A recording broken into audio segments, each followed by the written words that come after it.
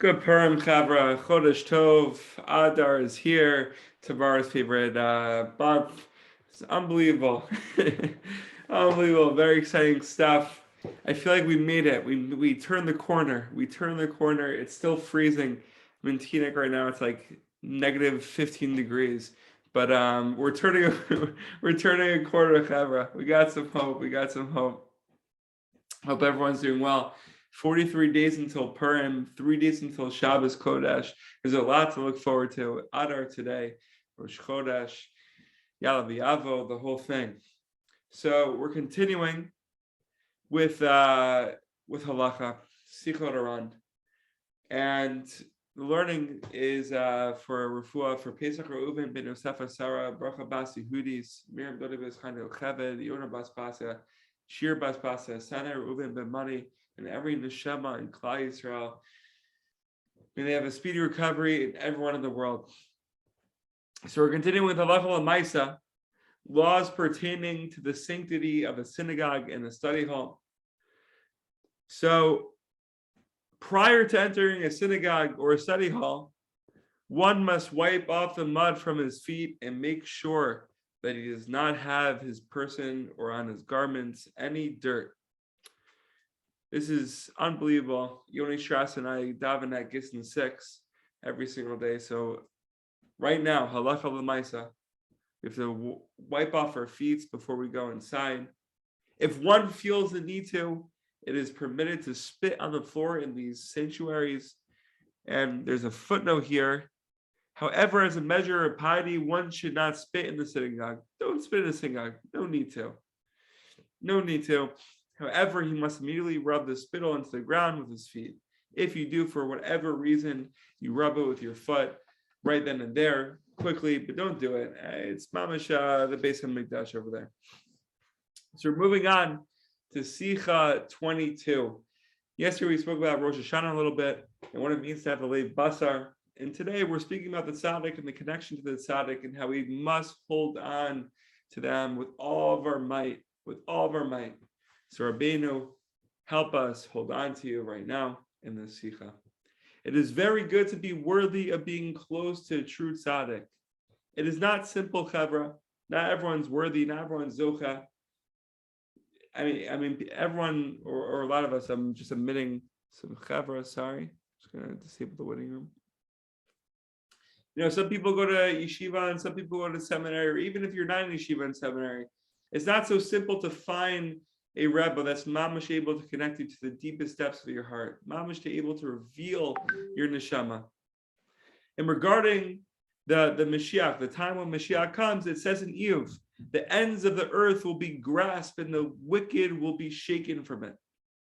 So how can we understand this? Like literally, just look at this pillow for a second, right? Imagine this is the world, right? And Rabbeinu is telling us to attach ourselves to the true tzaddik, or to tzaddik. And Hashem is shaking the world. What's going to happen? However, one who is attracted to a true tzaddik can hold on to him, right? So when the world is shaking, we'll be attached to the heels of the tzaddik, we'll be attached to the tzaddik. However, lost my place. And that person who's attaching himself to the tzaddik, who's holding on to the tzaddik, won't be cast off the earth. Holding on to the tzaddik, he can remain firm. Right? So we're seeing right now the significance of what it really means to hold yourself onto the true tzaddik, to connect yourself to the tzaddik. And actually, Rav Nassan once went to Rav Nachman, his Rebbe, who was the Tzaddik Yisod Olam. And he said to Rabbeinu, I'd like to be close to you. And Rabbeinu said, I put you into a sack. I've already captured you as mine. Right? So clearly Rav Nassan is attaching himself to Rav Nachman. Rav Nassan cried out to Rabbeinu, because please tie that sack so tightly that I can never, never, ever get out.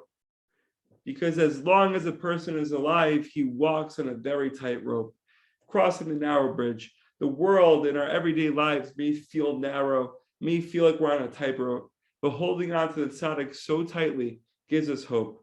Mamish gives us hope to connect to ourselves, connect to Ribbon Hashem, connect to the Torah in the best way possible. So Chavra, questions, comments, very important Torah. May we all be zocheh to attach ourselves to the true tzaddik, to find the true tzaddik. It's like the lost princess is just a lifelong journey. Mamish, a lifelong journey to connect to the lost princess. Oh, and Kira knows so much about the lost princess. So questions, please feel free. Rabbi Yid. So strong. How are you, Reb? Lost princess. Baruch Hashem. Baruch Hashem. Doing the light, the new background. Intima. It's like tripping me out. So strong. Oh, you got that 770? At 770, Reb. Wow. Real big. That's We have Gavaldic. a whole tour of the place. It's crazy. It's amazing. It's so unreal. Went to the phone room. You know the phone room? What's the phone room? We had no idea what it was. The secret master told us to go in. And it's where the Rebbe used to broadcast to all the countries. There's 50 phones in it. He told us it was the Zoom before Zoom. 770s Mama Chapella. It's a Pella. I have to go. Very soon. You gotta go. It's so good. Hi. With Hashem. Hi, Bang. Any questions, comments before we conclude?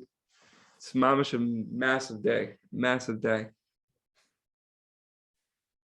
All right, Chaver, we should all be besimcha tamid. We should all be healthy, happy, and successful wherever we are, whether we're in 770 in the phone booths, whether we're writing our papers, prepping for Mashiach, or whether you're just trying. Oh, Tamar, mamash in the Chamal. In the Chamal? Tamar, you're in the Chamal? Chamal? Is that the Hebrew word? Oh, there we go. Tamar's in the Chamal stealing some Torah. Chavra, Adar, bring the simcha, bring the energy. We're home. Mashiach, you feel it. Be well, Chavra.